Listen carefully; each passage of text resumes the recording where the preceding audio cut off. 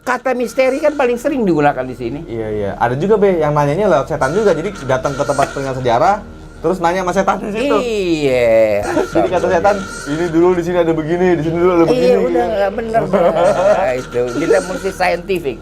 Jadi bukan dari babat lagi sumber sejarahnya Be. Oh enggak, itu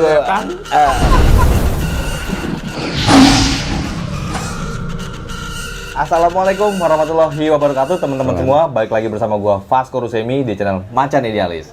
Hari ini guys, gue diskusi sama Babit lagi malam-malam nih kebetulan. Iya. Karena kadang Be, lebih malam lebih seru.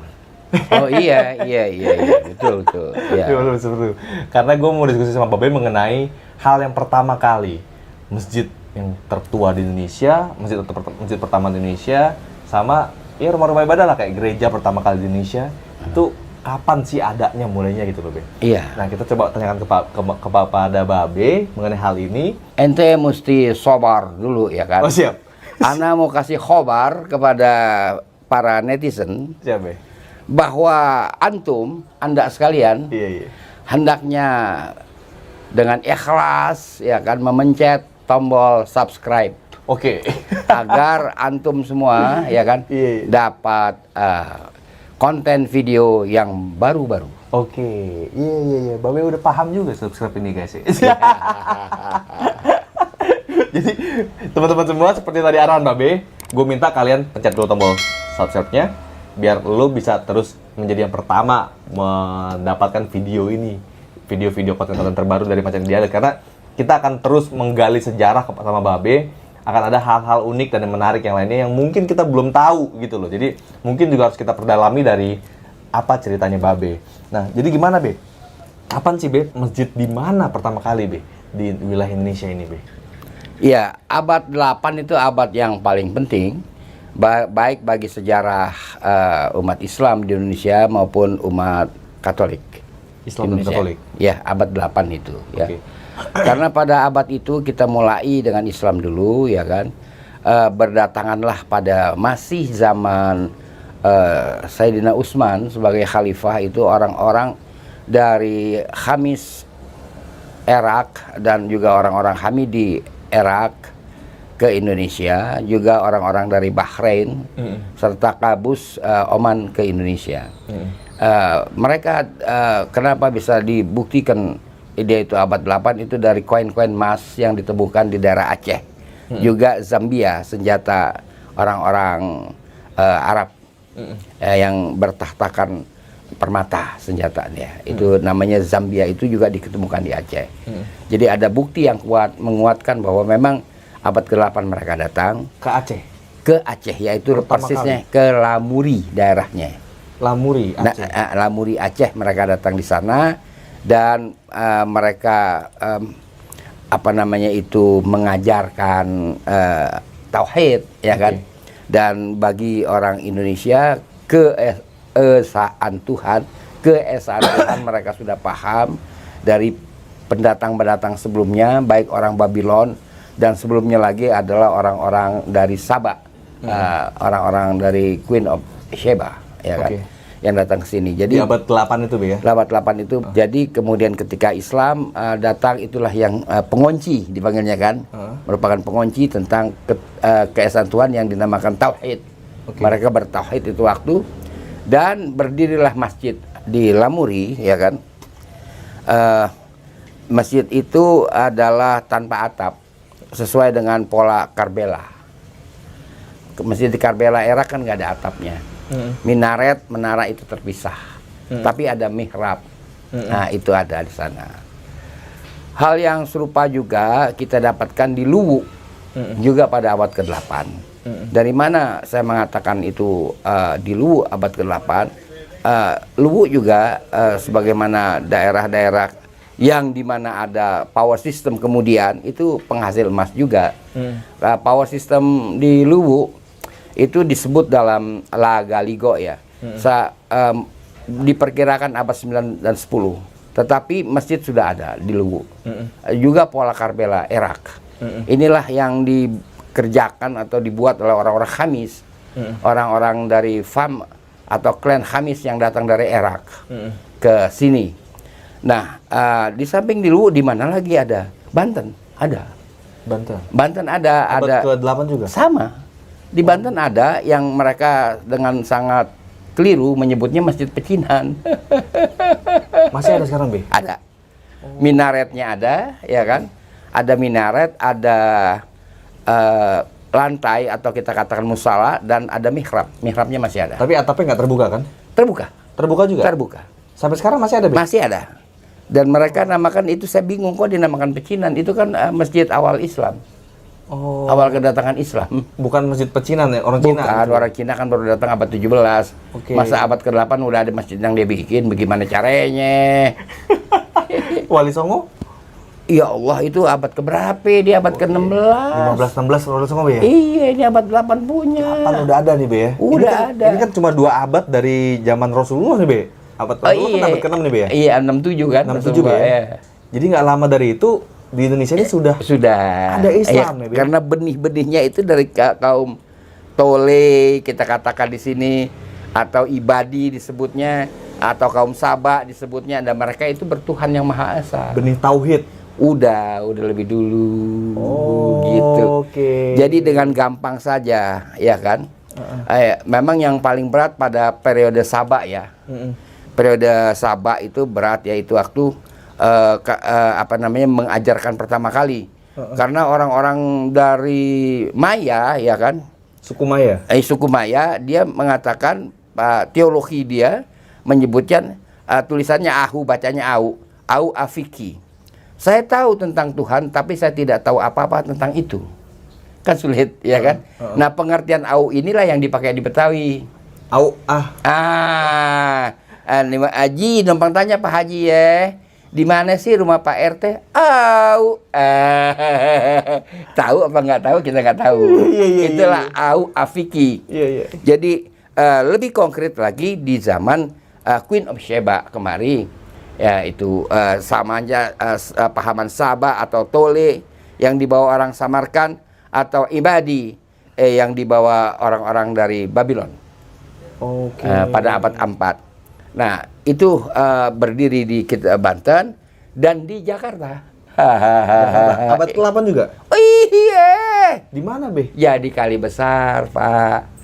Minaretnya digusur oleh PU Pemda DKI, bukan zaman Gubernur Anies. Katanya ngalangin jalan.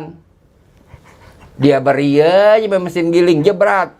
Kalah minaret. Iya. Yang masih tinggal mihrabnya. Tapi mihrabnya dia nggak tahu kalau itu mihrab. Dikasih pagar kawat aja di ketutupan. Udah kotor, kusam gitu ya. Jadi sekali lagi saya minta perhatian Pak Anies lah ya.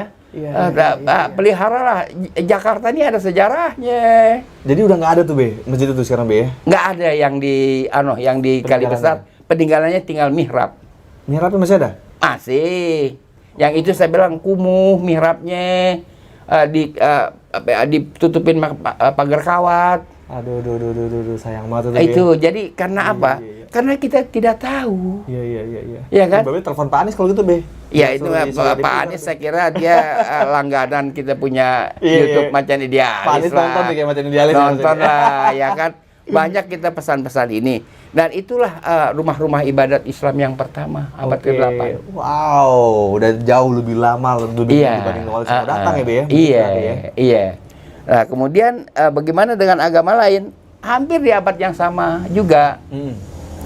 Jadi tahunnya kita nggak tahu ya, tahun parsisnya gitu kan. Kita bicara abad saja. Pada abad ke-8 sebuah goa yang secara salah itu goa dinamakan Seloman Gleng. Mestinya Soleman Gleng, bukannya Seloman. Lalu dia buatlah pengertian-pengertian, tafsir-tafsir yang mengada-ada. Bahwa selo itu artinya batu. Kalau di Jawa Barat sela kan. Sela itu artinya kebon. Misalnya kerajaan yang di Tasik tuh kerajaan abal-abal. Sela Cau, bukannya Sela Cau. Sela Cau itu artinya kebon pisang. Ya kan? Kok ini selo jadinya batu? Mangleng diartikan miring, jadi batu yang miring. Bagaimana? Yang mana di sana? Jadi yang pertama adalah satu gua ya, yang dinamakan Soleman Gleng. Itu ada Gleng misalnya, Soleman Gleng. Adanya di Kediri. Oke.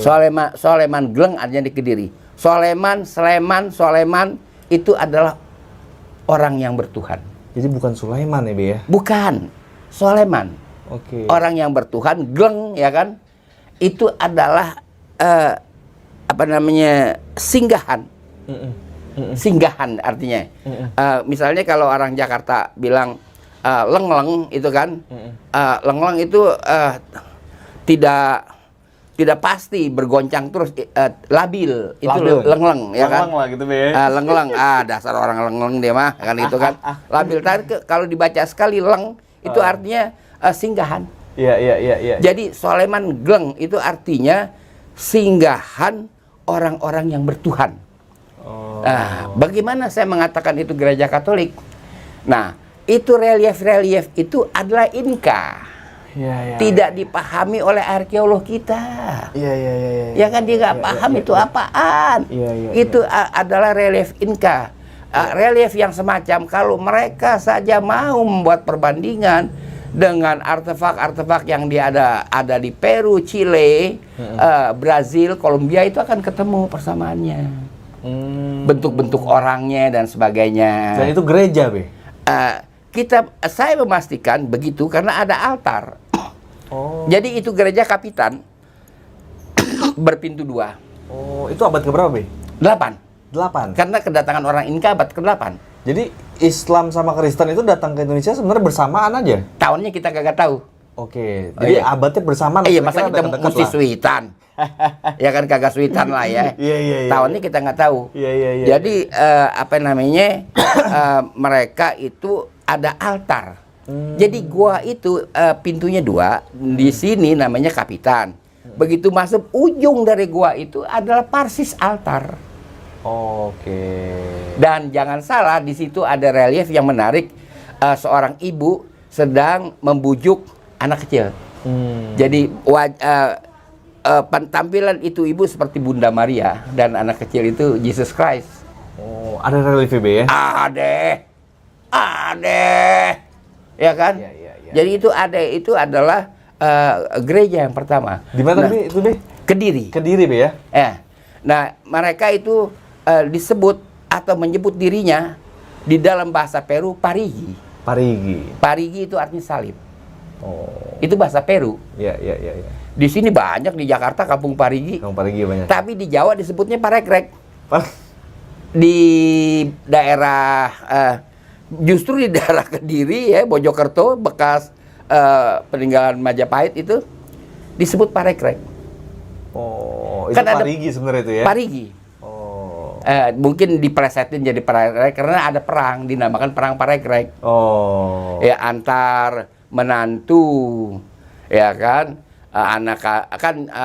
Prabu Hayam Wuruk ini istrinya 2, Dara Petak dan Dara Jingga, dikawinin bareng. Dia penari. Wow. Penari dia. Hayam Wuruk kan wajar dong. Iya, 2 biji diambil bareng. Nah, dari yang permaisuri itu melahirkan anak tunggal perempuan. Siapa namanya? Namanya saya lupa. Dia menikah dengan seorang Parigi, orang menganut Katolik, namanya Bre Wirabumi. Nah, dari selir dia dapat anak lelaki. Anak lelaki ini Muslim. Nah, biasalah pada berebut krosi kan? Iya kan, berebut krosi. Jadi dari anaknya Hayam Wuruk ini udah Muslim dan Kristen udah. Jadi dia ribut. Rebutan krosi. Sekarang aja kan ada Harun Masiku. Apa kasusnya kan? Ngabur kagak ketemu. Iya kan? Iya kan? Jadi semacam Harun Masiku zaman dulu udah terjadi. Nah, disebut parekrek. Tapi zaman dulu belum ada CCTV, Be. Belum ada. Apalagi bandara. Jadi artinya saya duga parekrek itu plesetan saja dari Parigi. Karena Parigi itu bahasa Peru. Iya. Bahasa Inka lah. Bangsa-bangsa Inka bilang salib itu adalah Parigi. Begitu. Jadi itu dia abad ke-8. Jadi lihatlah relief-reliefnya. Jadi kalau kita ketemu goa ya kan, Jangan dihitung setannya ada berapa biji. Iya, iya. Mistik-mistik, misteri-misteri. Jangan. Reliefnya perhatikan dengan benar, ya Iya, kan? iya, Itu iya. kan peninggalan sejarah. Iya, iya, Ini iya, kan iya. kalau masuk ke gua, wah ini setannya berapa biji nih?